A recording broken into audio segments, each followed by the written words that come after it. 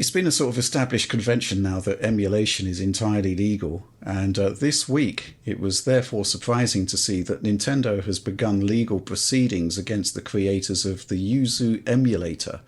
They're seeking damages and a complete shutdown of the emulator, which in turn, I guess, would set in place a legal precedent for all of these sort of emulators to be placed into what you might call legally questionable status.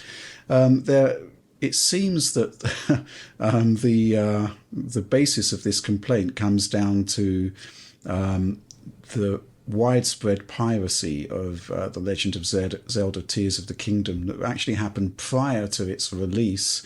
And they've kind of mapped that with the increase in Patreon support for the Yuzu emulator. And they've basically made what you might call a circumstantial connection between the success of that emulator's support on Patreon and the release of this pirate version of Tears of the Kingdom. Now, in theory, this, the precedent has been established. Emulation is completely legal.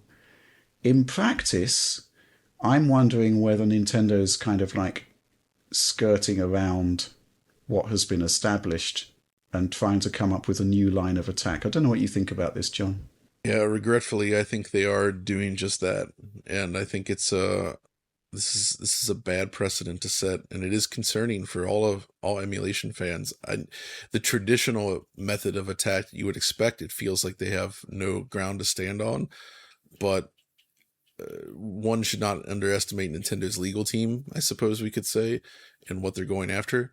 Although I did see there was something that someone highlighted where Nintendo specifically mentioned that someone adjacent to Yuzu, or the Yuzu account itself, tweeted about a game being playable before it was officially released. Right. But that ended up not actually being true, and that the tweet came after it was released. And so if that kind of mistake is in there, that feels extra shady to me somehow. Where they're trying to find their way to like damage these guys. And I can understand why they'd be upset, obviously, but this is such a dangerous line to cross, and I hope they do not succeed in these efforts. Right.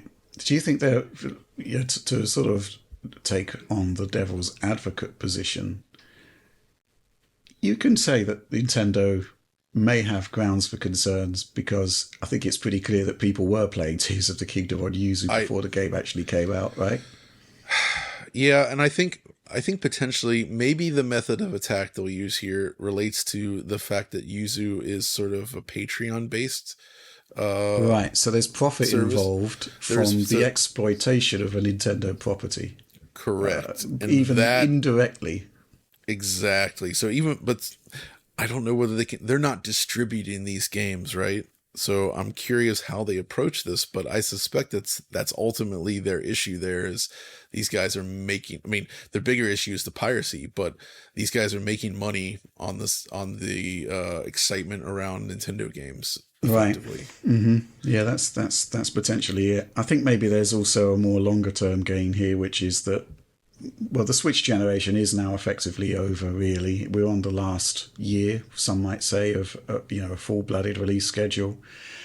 If a new precedent can be put into place for the next generation, then, obviously that would be happy days for Nintendo, but terrible for just the whole concept of emulation in general. I feel like at this point, though, with the Switch's age and everything, I would imagine they've put significantly more effort into the security around the next Switch or the next hardware after what happened here. And I feel like, I don't know, just write it out, Nintendo. It probably won't affect anything. You'd hope that Switch 2 would have better security, right? But at the same time, one would hope. The revised models of the Switch were also exploited, even when they were fully aware of the issues that the original Tegra had. Yeah. There were still ways and means around it. Now, perhaps those ways and means were found because they had that original access. But, you would expect a slightly more robust response to security issues for the successor console, right?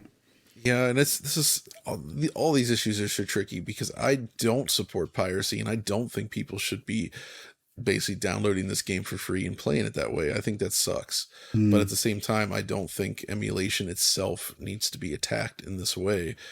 And fundamentally, talking about security, it's also in everyone's best interest that the next Switch can get hacked, because we Oh yeah. basically rely on this for preservations that the Well, companies that has won't. been proven out with all of the e-shops that have been very, shut down over Right. the years, and the content that has been preserved thanks Right. to exploits of the consoles. Exactly. So if those had remained bulletproof, we'd have lost an entire like chunk of games, at least public access to it, because there is Yeah, still. and this, Yeah, go ahead, Alex.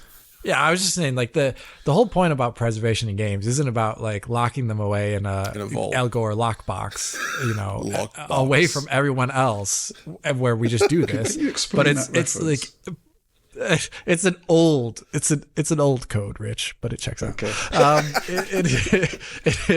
It is to say the least. This is like, when you say about preserving games, it's about preserving access to games. Just like no one would ever argue preserving a book is about, like, unless it's like a historical rare book example with like illuminated pages that needs to be in a museum. When they say about preserving books, it's about making them readable and accessible. It's the same thing with games, and Nintendo doesn't do that a good job. They're not good stewards of their own catalog, and they're also not good stewards of the catalog of games that they didn't produce but were made available on their previous consoles. You know what I mean? Like general SNES games, Nintendo games and stuff like that. So I think it falls to the community, and it falls to people who spend a lot of time. And yes, I think they should be recompensed for that time. It shouldn't be a free thing. I think making an emulator, you should be able to be paid for that. I think that's completely reasonable. I don't like piracy for a game that hasn't released yet, but I don't see any problem with buying buying a Switch game for yourself and loading it up on your PC. I just really don't see a problem with that. I like that idea. It's great. Yeah. Any more to add to this one? I mean, I guess everybody is going to be following the legal proceedings with much interest on this one, because the implications and the precedents that may be established. I mean, we've already seen, a full frontal assault on modding, which is just like, incomprehensible to me, but there it is. And this isn't great news either. But I guess we just need to keep an eye on it and see what's happening there. And maybe, there will be some changes made in terms of the people creating these emulators, in terms of stuff like Patreons and whatnot. There's been a lot of preemptive or reactive legal action taken against people doing stuff with a kind of Patreon element to it, because it turns it into a commercial enterprise at that point. But we shall see, right?